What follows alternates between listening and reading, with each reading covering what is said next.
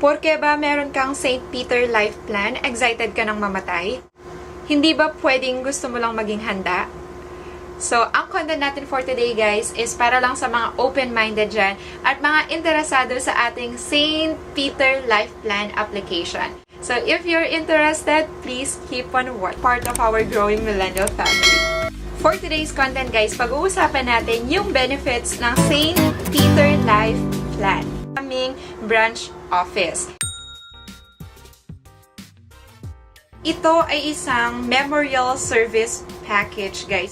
Natutulong sa ating pamilya para hindi na tayo gumastos ng napakalaki in case someone dies. So, para prepared tayo kung ano man yung pwedeng mangyari, ang St. Peter Life Plan ang tutulong sa atin para ma-ease tayo sa burden ng mga financial needs natin in case of emergency or something happens. Pag sinabi nating full memorial service package, kasama na po dyan yung kabaong or casket, kasama na yung place kung saan ibuburol yung plan holder in case of kung merong available. If not, pwede tayo maghintay or kung gusto nyo, pwede rin naman sa lugar nyo, pero much better para ma-enjoy nyo yung benefits, maganda na dun sa St. Peter mismo, di ba? Hindi na kayo mapapagod. Kasama na rin po dyan yung paghatid sa sementeryo. Sa St. Peter din po yung gagamitin na sasakyan. On-call 24 hours yung ating St. Peter. Pangalawa, yung embalming, yung preparation, yung transportation from hospital to the place kung saan ibuburol yung patay. Kasama na rin guys yung cosmetics, yung pagme-makeup sa namatay. As in, full memorial package na yun, yung service na yun, ibibigay sa inyo ng St. Peter. Ang mga po pwedeng kumuha ng St. Peter Life Plan guys ay yung mga taong from 18 years old until 100 years old kung kaya pa nating umabot dun sa 100 years old na yon. So, wala siyang age limit basta mag-uumpisa lang siya sa 18 years old. Ang maganda pa dito guys ay merong mga additional benefits. For example, kumuha ka ng St. Peter Life Plan nung nasa 18 to 59 years old ka, meron kang insurance nun. However, kapag naman kumuha ka na nasa 60 to 100 years old ka na, wala ka ng insurance. Kaya habang hindi nyo pa nare-reach yung 60 years old guys, kuha na kayo para ma-cover kayo sa insurance. Sayang naman yon, di ba? Kasi for 18 to 59 years old lang siya. Kapag pumatak ka na sa 60, hindi ka na mako-cover ng insurance ng St. Peter Life Plan. Ayan, magandang tanong yan. 5 taon mo babayaran yung St. Peter. That is, kung gusto mong magbayad ng monthly, quarterly, annually, pwede within 5 years. Sa 5 years na yon, kailangan wala kang palya sa paghuhulog ng iyong premium.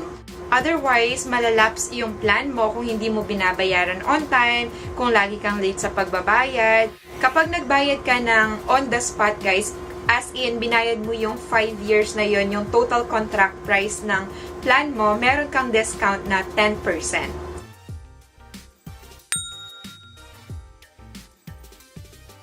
Number 1 guys, meron tayong additional cash benefits, transferable, assignable, services assured by St. Peter Chapels nationwide.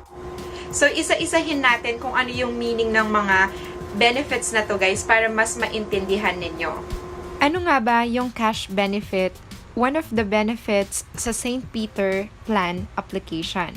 Ito basahin natin. The plan holders' beneficiaries shall receive 100% of the contract price if the plan holder who is within the insurable ages of 18 to 60 years, not beyond his or her 60th birthday at the time of purchase of the plan, dies during the paying period or within 5 years after the full payment of the plan and the plan holder has not reached the age of 65 upon death.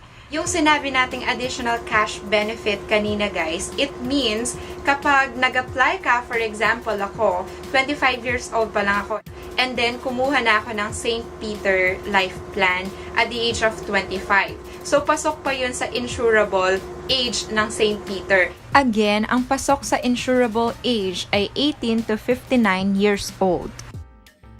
Like for example, the next year, hindi natin inaasahan na may nangyari sa akin, ganyan, na dedo.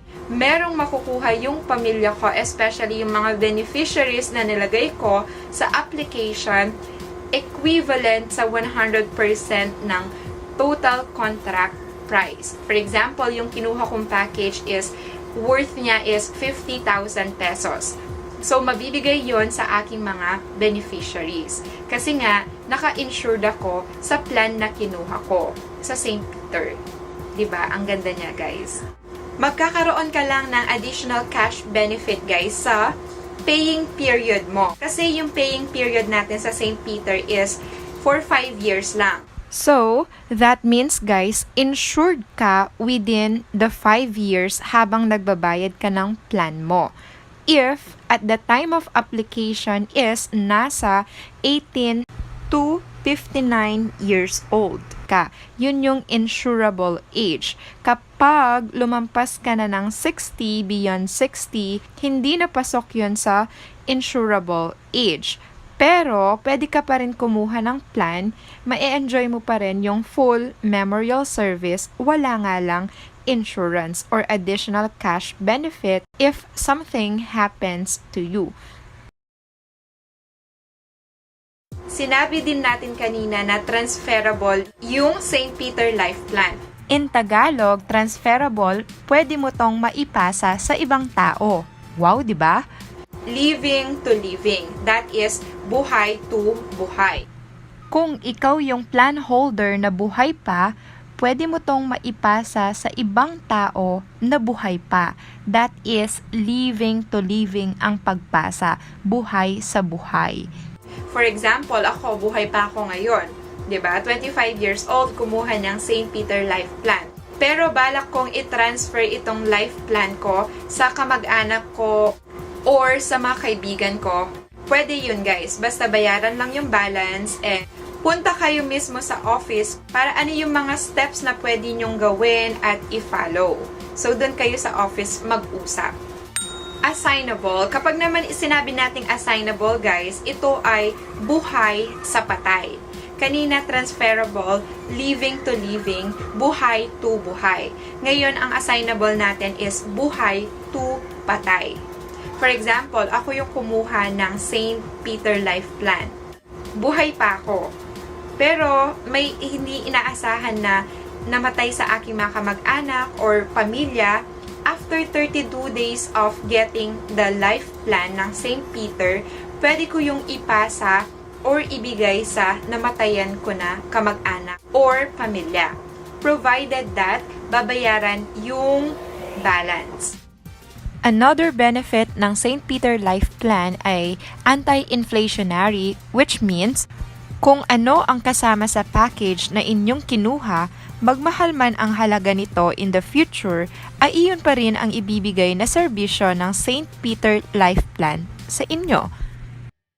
Summary of benefits, meron kang additional cash benefits, transferable, assignable, and anti-inflationary.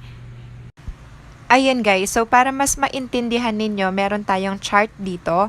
Makikita nyo, meron tayong 3 stages. Yung first 5 years, yun yung tinatawag natin na paying period. Diyan nyo ma-enjoy yung cash assistance, accidental death and dismemberment, credit life coverage, and waiver of installment sakaling may mangyari sa plan holder. What if nakumpleto mo na yung installment within 5 years, tapos buhay ka pa, okay? Another 5 years yung ibibigay sa iyo ng St. Peter. So that means to say, meron kang goodwill period. So extended yung cash assistance mo, meron ka pang option na mag-loan. Wow! Simple lang guys, gumamit tayo ng chart. At need versus pre-need. Yung at need, kailangan mo na siya on the spot. Kinakailangan mo siya. Yung pre-need, hindi mo siya kailangan. Pinaghahandaan mo lang siya. So, kapag at need, may nangyari, 4 days only, kailangan mong magbayad. Kailangan mo ng pera para pagbayad sa memorial service, mga kabaong, makeup, ganyan. What if, diba, that time, wala kang pera, maraming financial or mga finances ka? Ang sagot ay, mang-uutang ka, plus may interest pa yon. Ang mahal-mahal ng memorial service, mga kabaong, services, mga ganyan, kapag on the spot, one time lang yung payment mo. Merong discount para sa senior pa, 20%. Walang insurance coverage, walang return of investment, hindi siya assignable. 'Di ba? Napaka-hassle nun kapag kailangan mo siya. Versus kapag kumuha ka ng St. Peter Life Plan na pre-need, hindi mo siya kailangan pero pinaghahandaan mo. Meron kang 5 years. Flexible siya kasi pwedeng monthly, quarterly, semi-annually, or annually. Then, meron ka pang 10% discount. Meron siyang insurance coverage, yung mga nabanggit kanina, mga additional cash benefits. Return of investment, kapag buhay ka pa, pwede mong makuha yung binayad mo. Assignable service, pwede mo siyang maipasa sa buhay to patay or buhay to buhay. San ka pa, 'di ba? Dito ka na sa St. Peter Life Plan. Heto nga pala yung mga 6 St. Peter Life Plans na available for you. Yung pinakamura ngayon is St. George na nasa 825 a month, followed by St. Gregory na 900 a month, St. Dominic 1,140, St. Clare is 1,520, St. Bernadette is 1,990, and St. Anne is 2,280 a month. Ang pinagkaiba ng mga yan guys ay yung casket. Yung choice nyo na ng casket, may metal, may wood, yung design. And then, kung gusto nyo pang malaman yung mga iba't ibang differences, comparison ng mga plans na yan, pwede kayong pumunta mismo sa website para mabasa nyo and makita nyo yung mga differences nila. Another reason para kumuha ka na ngayon guys, nagmamahal siya. Like for example, itong amount na to na 650 monthly, way back 2017 pa to or 2015. I'm not sure sa date, pero tignan nyo naman yung monthly niya is 650, whereas ngayong 2020, yung pinakamura na is 825. So habang tumatagal guys, tumataas din yung presyo niya. Oo naman guys, matatag at mapagkakatiwalaan naman yung St. Peter. Ito ay Filipino-owned and nag-start siya nung year na 1970. And until now, nag-ooperate pa rin sila. Meron tayong mahigit na 300 branches and life plan branches nationwide. And ito rin ay registered sa Insurance Commission, sa social media accounts ko. Ayun guys, so para sa akin, okay to, recommended to, if you're open-minded and if you have that millennial thoughts, na habang hindi mo pa siya kailangan, open ka na para sa kanya para in case something will happen, your family is ready, you are ready, and wala nang mababurden sa inyong lahat.